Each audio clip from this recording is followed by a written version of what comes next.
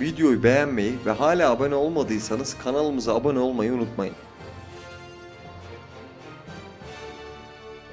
Kozmik Rota devam ediyor. Altaix'in keşif ekibine katılmayı unutmayın.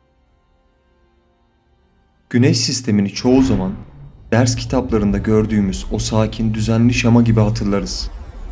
İçte kayalık küçük gezegenler, dışta yıldızın çevresini saran büyük gaz dünyaları. Ama o tablo bir zamanlar yaşanan büyük fırtınaların üzerine sonradan çizilmiş bir çerçeveden ibarettir. Bu bölümde o çerçeveyi kaldırıyoruz. Altaix donma çizgisini yeniden geçiyor ve biz Güneş sisteminin sakladığı gerçek öyküyü açığa çıkarmaya başlıyoruz. Genç dünyayı yeniden şekillendiren yıkıcı çarpışmalar.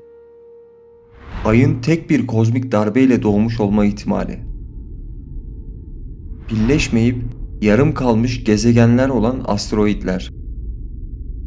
Buzun ve tozun milyarlarca yıl öncesinin kimyasını hala taşıyan kuyruklu yıldızlar. Ve doğduğu yerden kopup yıldızına doğru yol alan göçmen gaz dünyaları. Artık Güneş sistemini bir aile fotoğrafı gibi bakmayacağız.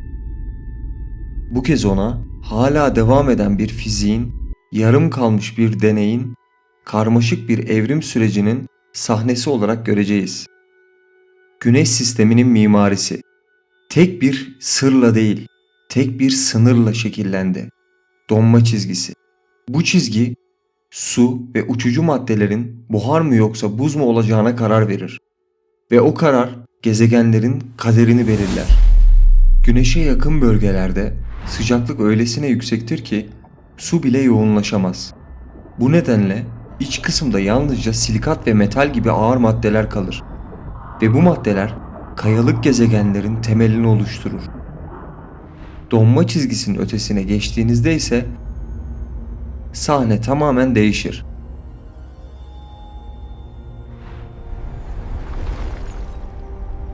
Veri akışı stabilize edildi. Buz hattı netleşiyor.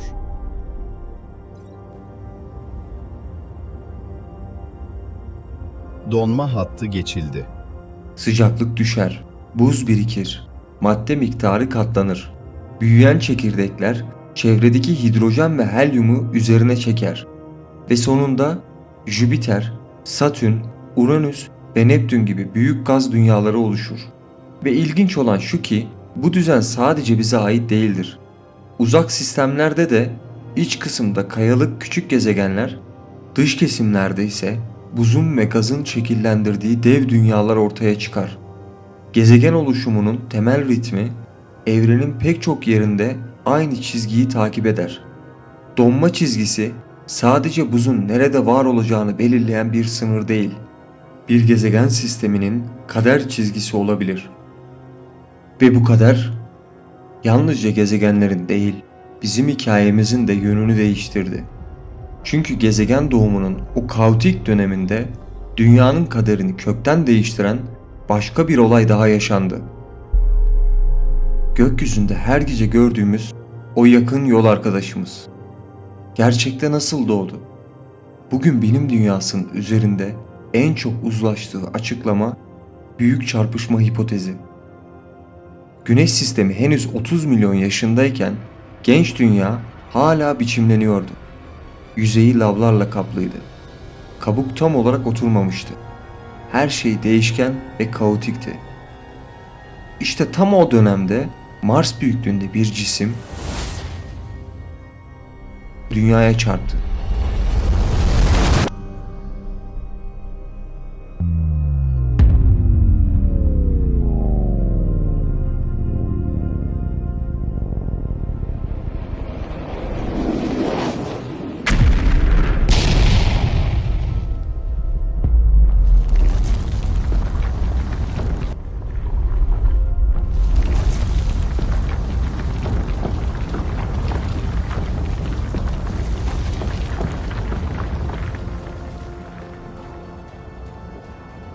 Bu çarpışmanın ardından dünyadan dev bir parça kopacak ve o parça bir daha hiç uzaklaşmayacak. Yörüngemize yerleşecek ve gecelerimizi aydınlatan ay olacak. Bilim insanları dünyaya çarpan bu varsayımsal gezegene Theia adını verdi. Bu çarpışma öylesine büyüktü ki gezegenin etrafında dev bir enkaz bulutu yayıldı. Erimiş kaya parçaları yörüngede dönmeye başladı. Soğudukça bir araya geldi ve zamanla bugün Ay dediğimiz o gök cismi ortaya çıktı.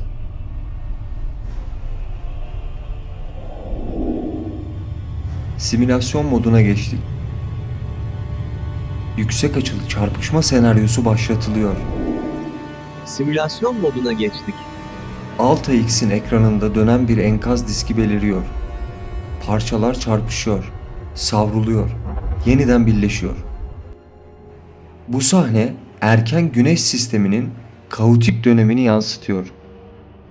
Yoğunluk giderek artıyor. Kütle çekimi küçük parçaları tek bir noktaya doğru çekiyor. Ayın fiziksel özellikleri de bu senaryoyu destekliyor. Küçük bir demir çekirdeği, düşük yoğunluk, erimiş kayadan kalan izler. Ancak hala çözülemeyen bir ayrıntı var.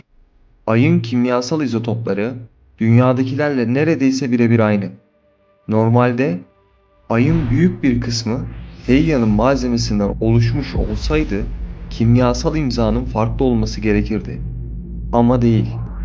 Bu da Ayın kökeninin bilim dünyasının hala üzerinde çalıştığı büyük sorulardan biri olduğunu gösteriyor. Bu nedenle bazı bilim insanları farklı fikirleri öneriyor. Belki de dünya Satürn gibi bir halkaya sahipti ve bu halka Ay'a dönüştü. Ya da belki başta iki küçük ay vardı ve zamanla birleşerek bugünkü ay oldu. Gerçekte ne olursa olsun şu kesin. Ay, dünya için sıradan bir uydu değil. Onun oluşumu dünyamızın tarihini şekillendirdi. Güneş sistemi kaotik bir dansın ardından düzene kavuşmuş gibi görünür.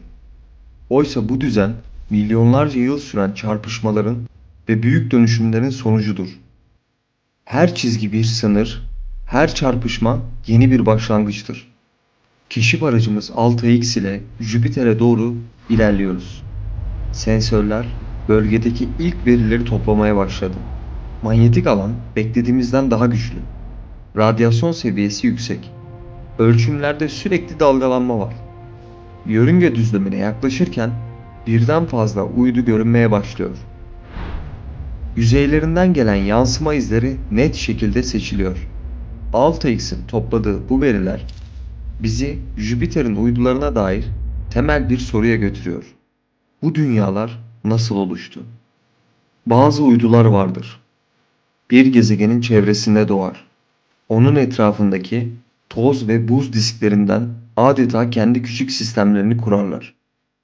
Jüpiter'in devasa kütlesi etrafındaki bir ön gezegen diski oluşturdu. Bu diskteki maddeler birleşerek büyük uydulara dönüştü. Satürn, Uranüs aynı süreci yaşadı. Her biri kendi halkasının içinde yeni dünyalar doğurdu. Bu küçük ölçekte bir gezegen doğumudur. Sanki Güneş sistemi kendini tekrar ediyor. Ama bu sadece bir senaryo. Her uydu bu kadar düzenli doğmuyor. Mesela Mars'ın uyduları. Yapıları oldukça dağınık, şekilleri alışıldık uydulara benzemez. Çünkü Mars'ın yanında oluşmadılar. Büyük ihtimalle Güneş sisteminin başka bölgelerinde dolaşırken Mars'ın çekimine girip onun etrafında dönmeye başladılar. Jüpiter'in dış uydularının da benzer bir geçmişi var. Onlar da uzaklardan gelip gezegenin güçlü çekimi tarafından yörüngeye alınmış gök cisimleri. Bu bize şunu gösteriyor. Her uydu aynı yoldan gelmez. Kimi gezegenin yakınında şekillenir, kimi uzun bir yolculuğun ardından yeni bir yuvaya yerleşir. Her birinin arkasında kendine özgü bir oluşum hikayesi vardır.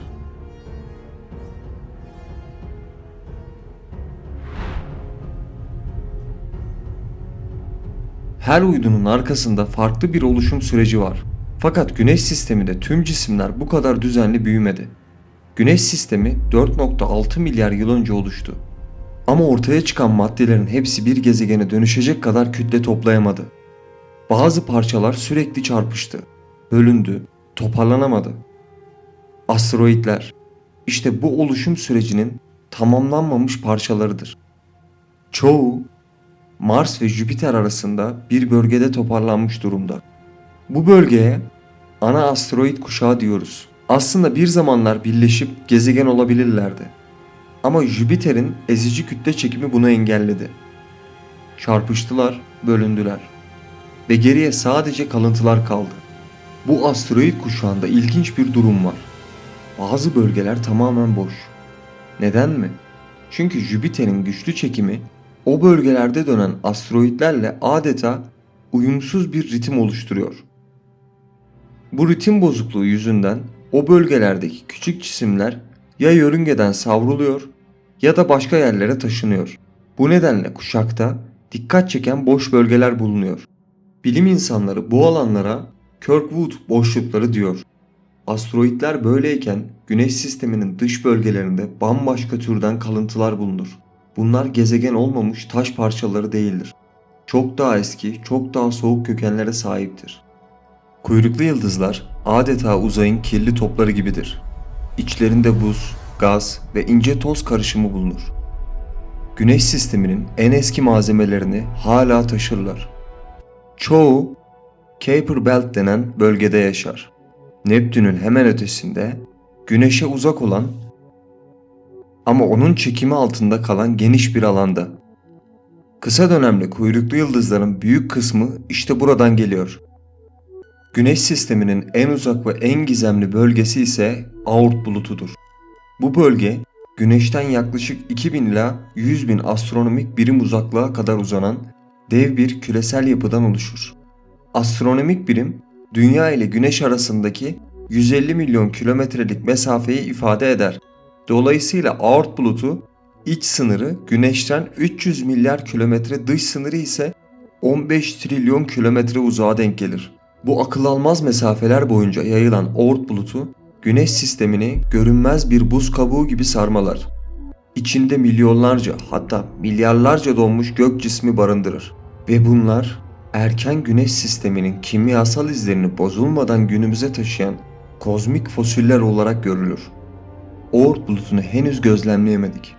Ama Güneş'e çok uzun aralıklarla geri dönen kuyruklu yıldızların izlediği dev yörüngeler orada büyük bir buz bölgesinin olduğunu gösteriyor. Bu kuyruklu yıldızlar Güneş'in etrafında o kadar geniş bir yol izler ki geri dönmeleri yüzlerce, hatta binlerce yıl sürebilir. İşte bu yüzden onlara uzun dönemli kuyruklu yıldız denir. Bu kadar uzaktan gelmeleri onların Oort bulutundan kopup içeri düştüğünü ortaya koyar. Güneş sisteminin en dış sınırından gelen bu yıldızlar milyarlarca yıl önce buzları ve tozları hala üzerinde taşıyarak bugün bile bize ulaştırır. Bu cisimler sadece gökyüzünde dolaşan taş ya da buz parçaları değildir. Onlar Güneş sisteminin fosilleri, milyarlarca yıl önce neler olduğunu hiç bozulmadan günümüze taşıyan en eski kalıntılarıdır. Asteroidler birleşmemiş ya da yarıda kalmış gezegenlerdir. Kuyruklu yıldızlarsa donmuş geçmişin izleridir. İçlerinde hala o ilk anların kimyasını saklıyorlar. Özellikle kuyruklu yıldızlar oluşumlarından bu yana neredeyse hiç değişmedi. Bu yüzden bilim insanları için paha biçilemezler. Adeta bir zaman makinesi gibi. Ve meteoroidler, yani uzaydan kopup dünyaya düşen o küçük taşlar. Aslında onlar Güneş sisteminin en eski parçalarıdır. Bu yüzden çok önemlidirler. Bilim insanları meteoroidlerin içindeki özel atom türlerine bakarak Güneş sisteminin yaşını hesaplar. Bu atomlar zamanla çok yavaş değişir. Tıpkı bir kum saatinin akışı gibi ne kadar zaman geçtiğini gösterir.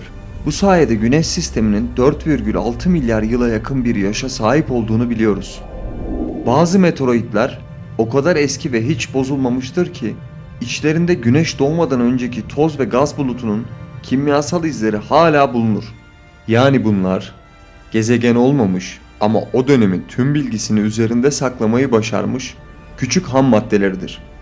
Kısacası her meteor taşı bize hem nereden geldiğimizi hem de Güneş sisteminin nasıl adım adım oluştuğunu anlatan kozmik bir ipucudur.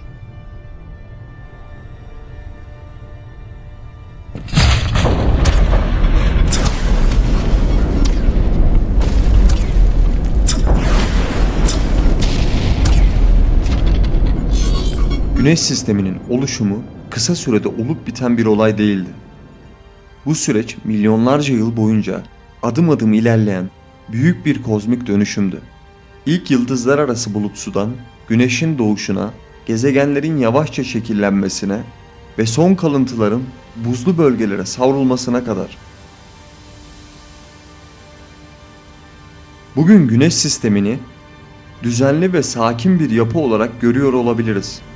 Ama bu görüntünün altında milyonlarca yıl süren çarpışmalar, birleşmeler, ısınmalar ve soğumalar yatıyor. Bu zaman çizelgesi sadece geçmişi anlatmaz. Güneş sisteminin geleceğini anlamamız için bir pusuladır. Güneş sistemi bir anda ortaya çıkmadı. Milyonlarca yıl süren uzun ve hareketli bir oluşum yolculuğunun sonucunda şekillendi. Yıldızlar arası bir bulut çöktü. Güneş doğdu. Gezegenler yavaş yavaş biçimlendi. Bugün düzenli ve sakin görünen bu sistemin altında milyonlarca yıl süren büyük çarpışmalarla dolu bir geçmiş yatıyor. Bu bölümde 3 temel aşamayı geride bıraktık. Donma çizgisi, gezegenlerin hangi maddelerden oluşacağını belirledi. Büyük çarpışmalar, dünyanın şeklini ve ayın doğuşunu etkiledi. Asteroidler, kuyruklu yıldızlar ve meteoroidler, geçmişten kalan kozmik fosiller olarak ilk zamanların izlerini taşıyor. Bu bilgiler, Güneş sisteminin nasıl kurulduğunu anlamamıza yardımcı oldu. Ama şimdi daha büyük bir soruya geliyoruz. Bizim sistemimiz gerçekten özel mi? Yoksa evrenin başka köşelerinde benzer hikayeler mi yaşanıyor? Bir sonraki bölümde Alpha X Güneş sisteminden ayrılıp başka yıldızların etrafındaki gezegen doğum bölgelerine ilerleyecek. Ayrıca James Webb'in genç yıldız sistemlerinde yakaladığı yeni dünyaların nasıl şekillendiğine de yakından tanık olacağız. Yani hikayemiz kendi evimizin sınırlarını aşarak çok daha geniş bir kozmoza açılacak. Kozmik Rota Güneş Sistemi Part 3 ile devam edecek. Keşif gemimizde yerinizi almayı unutmayın.